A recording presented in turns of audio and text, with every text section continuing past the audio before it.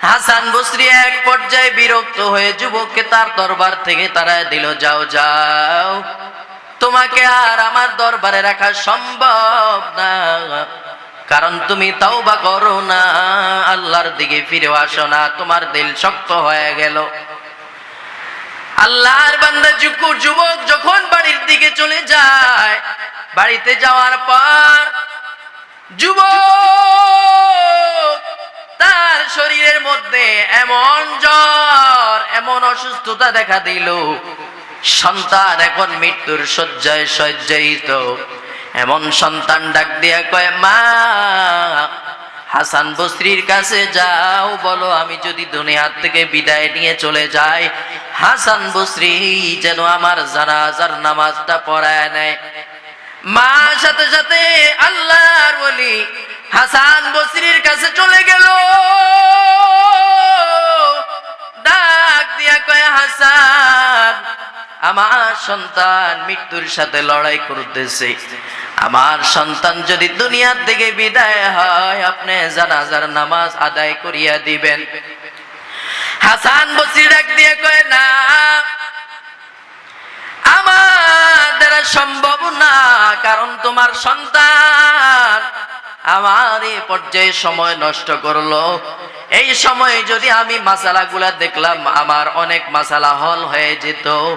আমি তার পিছনের সময় দিতে গিয়ে আমি অনেক মাসালা দেখতে পারি নাই, এজন্য আমি তার জানাজায় যাইতে পারবো না। মা যুবকের কাছে ডাক দিয়ে কয়, যুবক, হাসান বসরি তোমার উপর রাগ করেছে, হাসান বসরি বলেছে তোমার জানাজার নামাজে আসতে পারবে না। আল্লাহর বান্দা এই কথা শোনার পর আল্লাহর বান্দা বিরহের কান্নাকাটি শুরু করলো, গোপনে গোপনে আল্লাহর কাছে তওবা করলো, হে মালিক, গুনাহ করলাম, তুমি ছাড়া ক্ষমা করার মতো কেউ নাই, তুমি যদি আমাকে মাফ না করো আল্লাহ, দুনিয়ার কেউ আমাকে মাফ করার ক্ষমতা নাই। আমি খাঁটি ভাবে তওবা করলাম, আর জিন্দেগিতে গুনাহ করব না রে আল্লাহ, তুমি আমাকে মাফ করে দাও। আল্লাহর বান্দা যখন খাঁটি ভাবে তওবা করলো, ওই দিক দিয়ে আল্লাহর ওলি হাসান বসরি রাহমাতুল্লাহি আলাইহি যখন ঘুমের মধ্যে, নিদ্রার মধ্যে চলে গেলেন, ঘুমের মাধ্যমে আল্লাহ রাব্বুল আলামিন ইলহামের মাধ্যমে হাসান বসরিকে জানায়া দিল, ও হাসান, তোমার হাতে হেদায়েতের চাবিকাঠি না, আল্লাহর বান্দাকে তুমি কেন ফিরাইয়া দিলা? এটা তোমার দ্বারা জীবনও ঠিক হয় নাই। আল্লাহর বান্দা আমার কাছে এমন ভাবে খাঁটি তওবা করেছে, আমি আল্লাহ বান্দার জিন্দেগীর সব গুনাহগুলা মাফ করে দিলাম। এজন্য গোপনে গোপনে তওবা করা।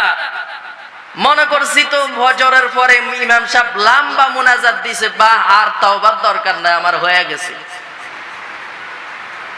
আয় নবীর উম্মতের দল, আল্লাহর ওলি ঘুম ভেঙে গেল।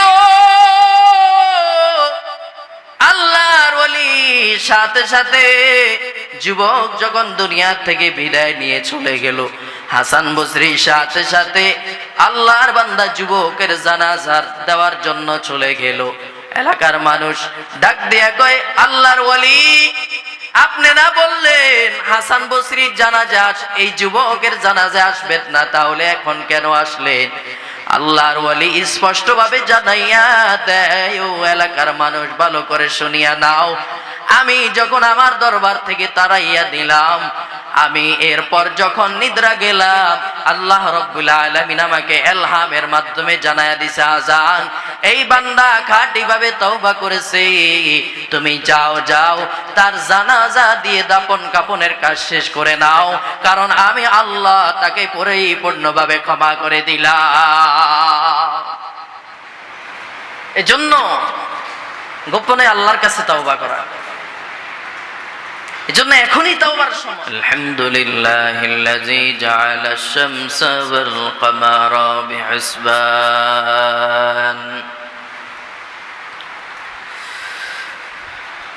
ওয়ান নাজমা ওয়াশ শাজারা ইয়াসজুদান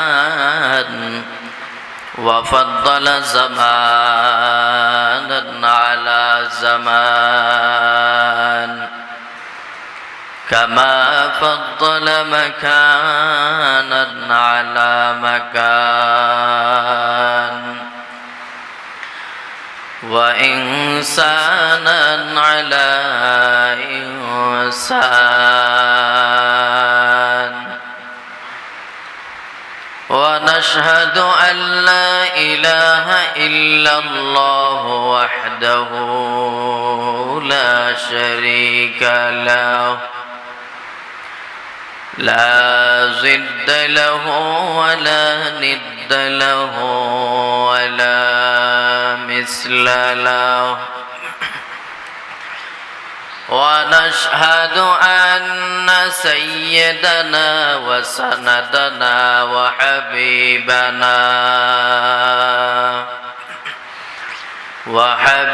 ربنا وطبيبنا وطبيب قلوبنا وطبيب قلوبنا ومولانا محمدا عبده ورسوله صلى الله تعالى عليه وعلى آله وأصحابه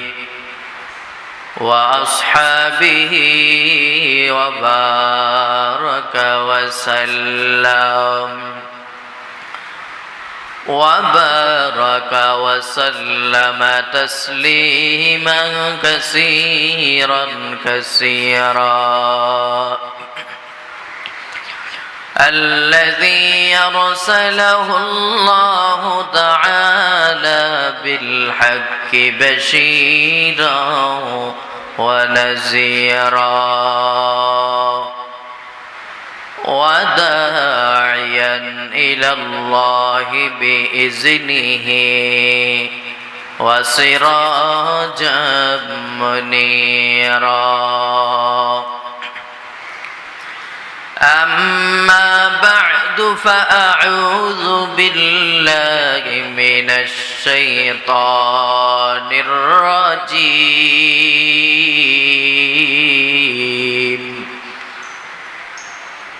بسم الله الرحمن الرحيم يا أيها الذين آمنوا توبوا إلى الله توبة نصوحا وقال النبي صلى الله عليه وسلم التائب من الذنب كمن لا ذنب له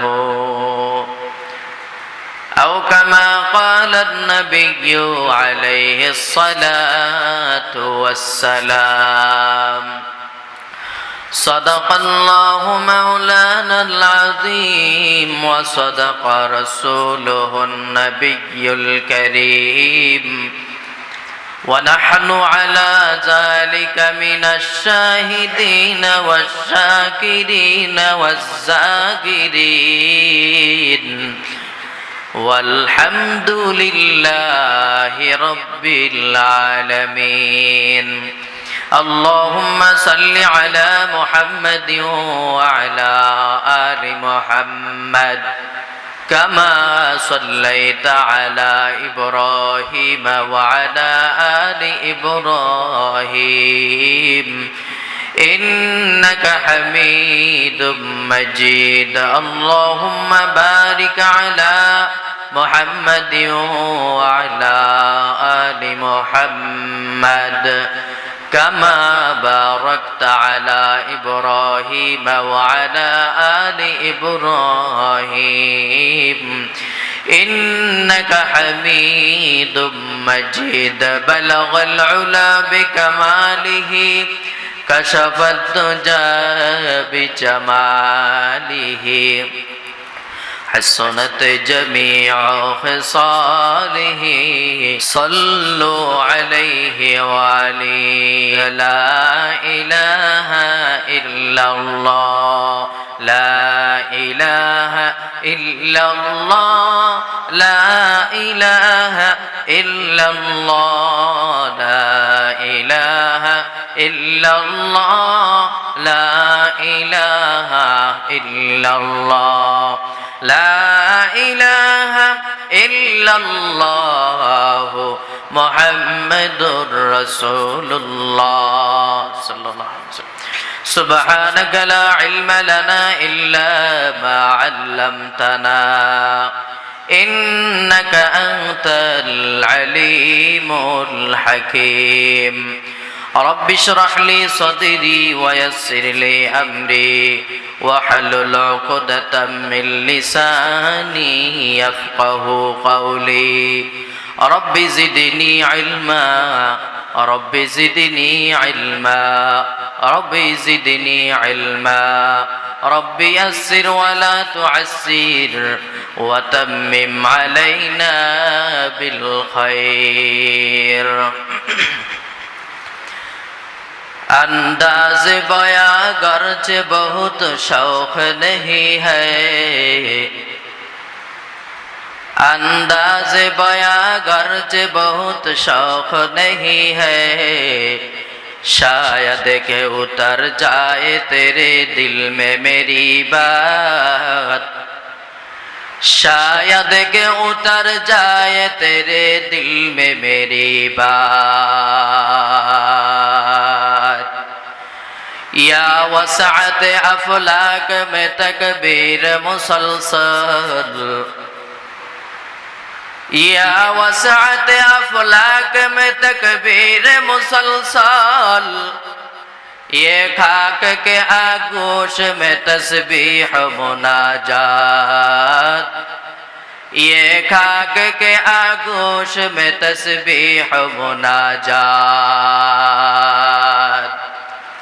वो मजहब मुर्दान खुदा गाहे खुदा मस्त वो मजहब मुर्दान खुदा गाहे खुदा मस्त ये मजहब मुल्ला व जमाता को नबातात ये मजहब मुल्ला व जमाता को नबातात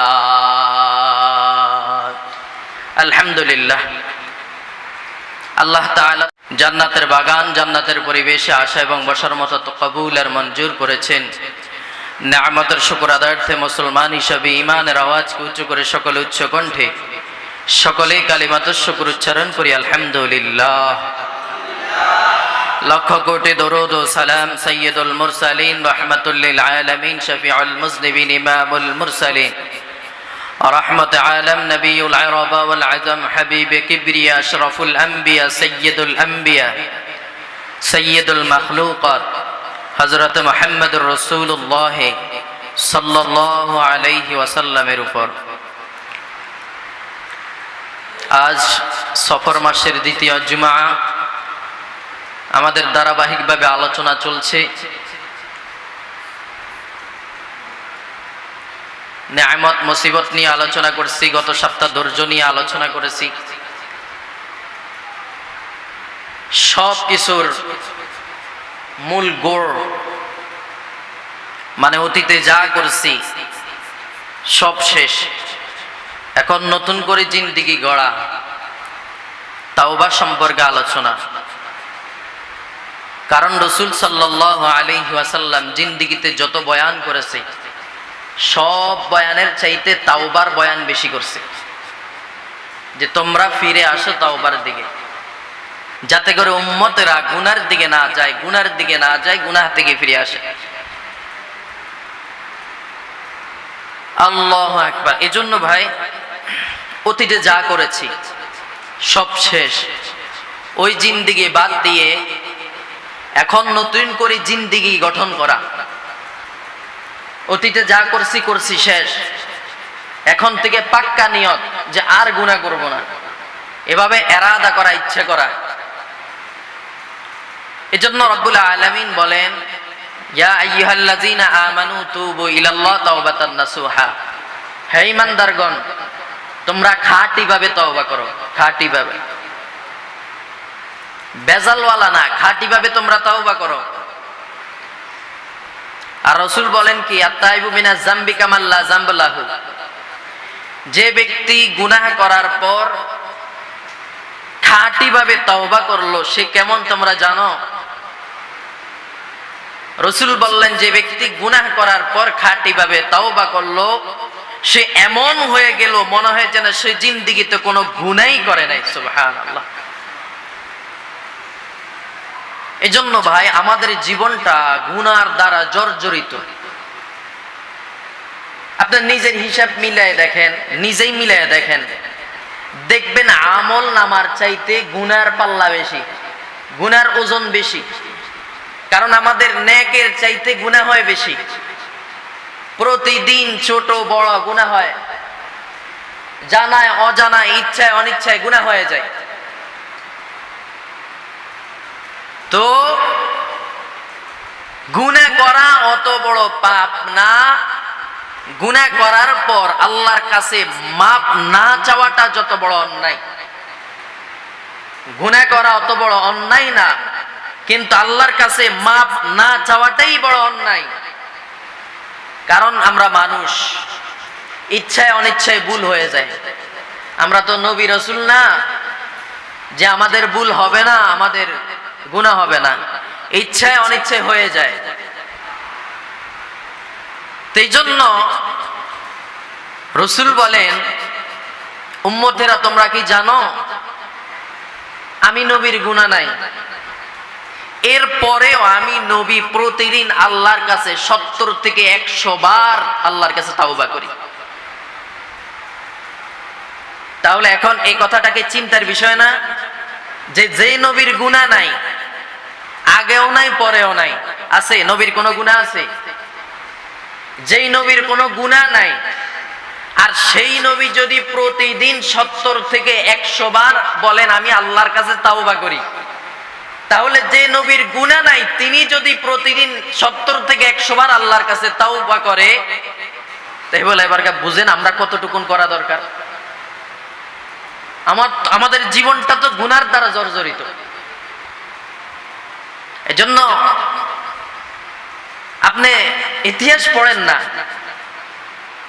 যেই নবীর কোনো গুনাহ নাই সেই নবী রাতের বেলা ঘুমায় না। কারণ কি? রাসূল তো চিন্তা করতে পারতো আমার গুনাহ নাই, আমি আরামে খামু আর ঘুমামো, সময় পাইলে আল্লাহর ইবাদত করবো, এমনটাও তো করতে পারতেন। কিন্তু যে নবীর আগেও কোনো গুনাহ নাই পরেও কোনো গুনাহ নাই, সেই নবী বলতেছে আমি প্রতিদিন 70 থেকে 100 বার আল্লাহর কাছে ক্ষমা চাই, তাওবা করি। জ্ঞানী ব্যক্তির এখান থেকে অনেক কিছু শিক্ষা নেওয়ার আছে। যে কি রে, যেই নবীর গুনাহ নাই তিনি যদি 70 থেকে 100 বার তাওবা চায়, আল্লাহর কাছে তাওবা করে, আর আমার কি পরিমাণ পরিবর্তন হওয়া দরকার। আমরা তো এমন আছি যে নামাজের পরে ইমাম সাহেব একটু মুনাজাত দেয়, আমরা মুনাজাত দেই, বা ফজরের সময় অনেক সময় ইমাম সাহেব লম্বা একটা মুনাজাত ধরে, মনে করি ইমাম সাহেবের সাথে তো একটু মুনাজাত ধরছি, কানছি, এই মনে আমার শেষ হয়ে গেল। আসলে বিষয়টা এমন না, অন্যের উপর ভরসা না। ইমাম সাহেবের সাথে মুনাজাত ধরবেন অবশ্যই, সমস্যা নাই, কিন্তু আপনার ব্যক্তিগতভাবে একটা তাওবা আছে, এটা গোপনে গোপনে তাওবা, আল্লাহর কাছে গোপনে গোপনে তাওবা।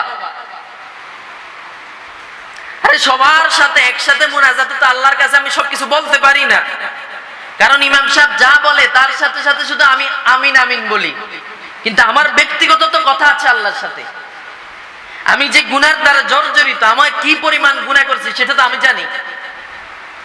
এভাবে গোপনে গোপনে আল্লাহর কাছে মুনাজাত ধরে সেই গুনাহের কথা বলা, যে আল্লাহ আমি তো গোপনে অমুক গুনাহ করেছি, আমি তো গোপনে অমুক পাপ করেছি, কেউ জানে না, আল্লাহ তুমি জানো, তুমি রহমান, তুমি গফফার, তুমি রাজ্জাক, তুমি রহমান নামের ওসিলায় মাফ করো। ভাবে গোপনে গোপনে আল্লাহর কাছে তাওবা করা। এজন্য ভাই, এজন্যই বললাম যা করছি করছি শেষ, এখন থেকে নিজেকে পরিবর্তন করা। যাদের চুল দাড়ি পাইকে গেছে এরা তো আরো বেশি আল্লাহকে ভয় করার কথা, কারণ এক পা কবরে চলে গেছে। কখন টাকা সাজায় বলা যায় না। এখন এই বয়সেও একটু গুনাহ থেকে ফিরে আসা, যুবক যারা আছে তারাও গুনাহ থেকে ফিরে আসা, কারণ মরণের তো কোনো গ্যারান্টি নাই, কেউ আগে কেউ পরে। বুড়ার আগে জওয়ান চলে যায়, নানার আগে নাতি চলে যায়। এজন্য নিজের জীবনকে পরিবর্তন করা এখনই সময়, এখনই খাঁটিভাবে মনে মনে এরাদা করা যে আমি ইচ্ছাই কোনো গুনাহ করব না, অনিচ্ছাই যদি হয়েও যায় আল্লাহর কাছে মাপ চাইতে দেরি করব না। আমরা তো এমন আছি যে গুনাহ করছি, 1 মাস হয়ে গেছে আল্লাহর কাছে এই গুনার বিষয়ে কোনো মাপ চাই না। অথচ সাহাবায়ে কেরামদের জিন্দেগি ছিল এমন, তারা তো ইচ্ছা করে কোনো গুনাহ করতেন না। সাহাবায়ে কেরাম ইচ্ছা করে কোনো গুনাহ করতেন না। সাহাবায়ে কেরাম ইচ্ছায় কোনো গুনাহ করতেন না, অনিচ্ছায় যদি কোনো ভুল হয়ে যায় সাথে সাথে জায়নামাজে বসে যাইতেন, আল্লাহর কাছে মাপ চাইতেন, আল্লাহ অমুক গুনাহ করছি তুমি মাফ করে দাও। এজন্যই বললাম নিজের জীবনটাকে এখনই পরিবর্তন করার সময়। যাদের বয়স শেষ, হাতেও ধরি পায়েও ধরি ভাই, আপনার পায়ে আমার হাত রেখে বলি হায়াত তো শেষ, বয়স তো 50-60 চলে গেছে, আর বাঁচার গ্যারান্টি নেই। যেটা বাঁচবেন ওটা বোনাস। ওটা কি বোনাস? হায়াতের জিন্দেগি শেষ, এখন যেটা বাঁচবেন ওটা বোনাস। এজন্য আল্লাহ রাব্বুল আলামিন বলেন তোমরা খাঁটিভাবে তওবা করো, খাঁটিভাবে তওবা করো, আল্লাহকে ভয় করো। ইয়া আইয়ুহাল্লাযীনা আমানু তুবু ইলাল্লাহ তাওবাতান নাসুহা। আল্লাহ রাব্বুল আলামিন বলেন হে ঈমানদারগণ, তোমরা খাঁটিভাবে তওবা করো। আরে নবীর আশিক উম্মতের দল, জীবনে তো অনেক গুনাহ করলাম,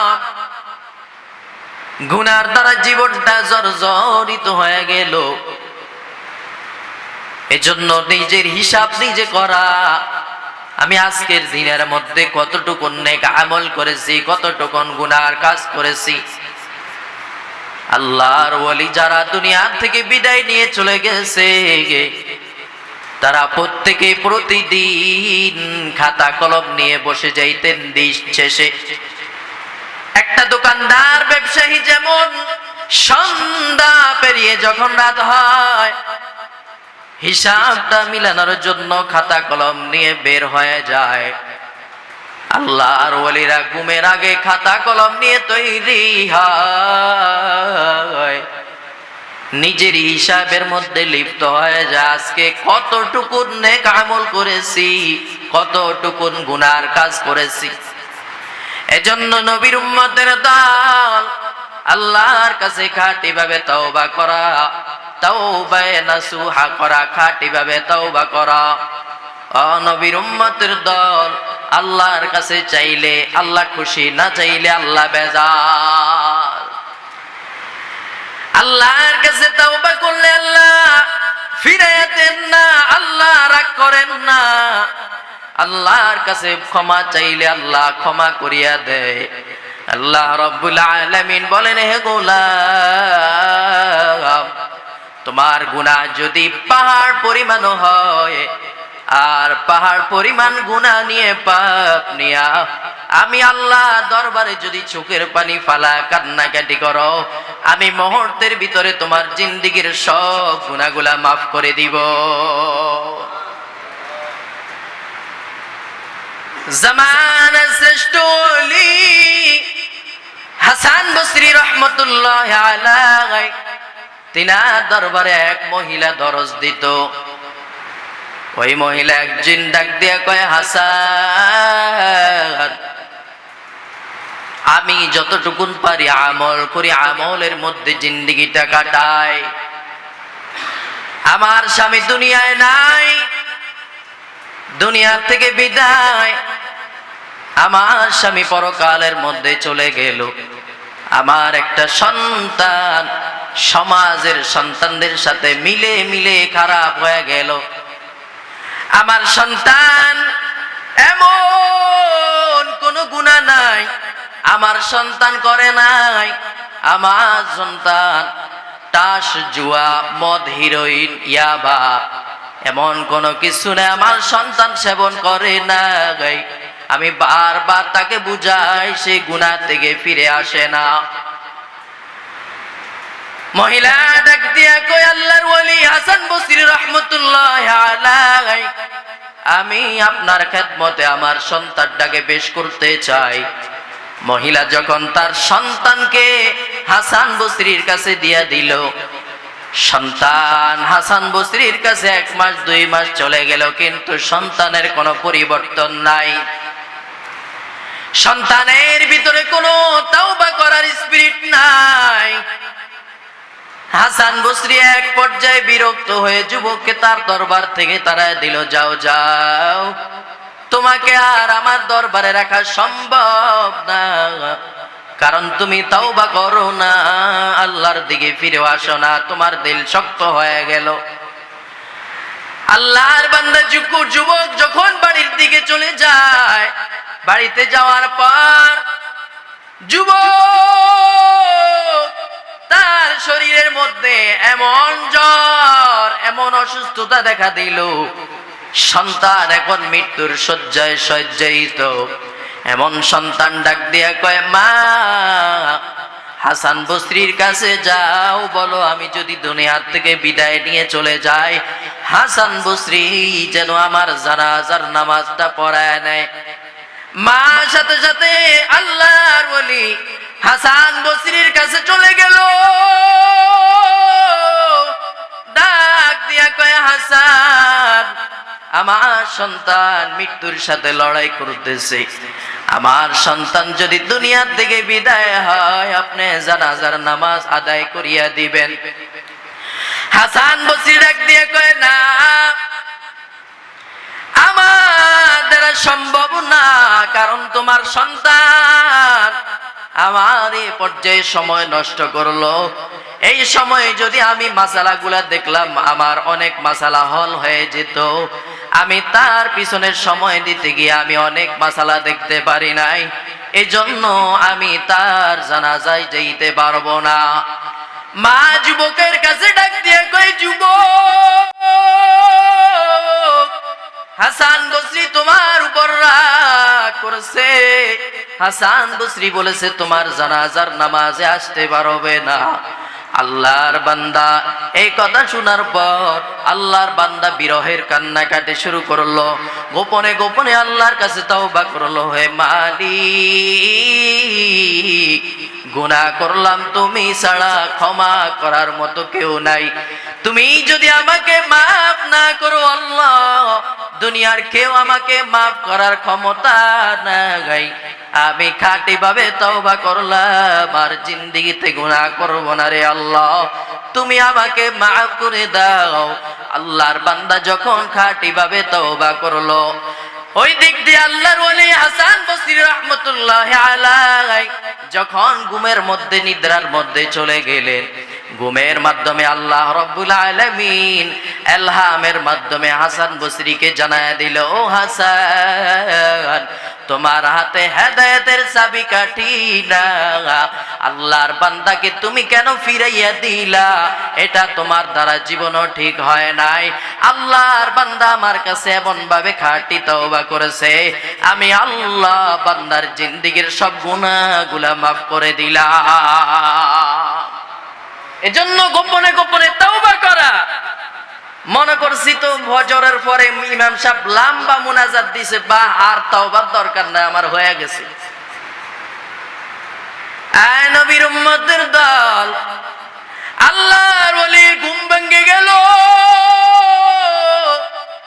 আল্লাহর ওলি সাথে সাথে যুবক যখন দুনিয়া থেকে বিদায় নিয়ে চলে গেল, হাসান বসরি সাথে সাথে আল্লাহর বান্দা যুবকের জানাজা দেওয়ার জন্য চলে গেল। এলাকার মানুষ ডাক দিয়া কয়, আল্লাহর ওলি আপনি না বললেন হাসান বসরির জানাজা, এই যুবকের জানাজা আসবেন না, তাহলে এখন কেন আসলেন? আল্লাহর ওলি স্পষ্ট ভাবে জানাইয়া দেয়, ও এলাকার মানুষ ভালো করে শুনিয়া নাও, আমি যখন আমার দরবার থেকে তাড়াইয়া দিলাম, আমি এরপর যখন নিদ্রা গেলাম, আল্লাহ রাব্বুল আলামিন আমাকে ইলহামের মাধ্যমে জানায়া দিছে, আজান এই বান্দা খাঁটি ভাবে তওবা করেছে, তুমি যাও যাও তার জানাজা দিয়ে দাফন কাফনের কাজ শেষ করে নাও, কারণ আমি আল্লাহ তাকে পরিপূর্ণভাবে ক্ষমা করে দিলাম।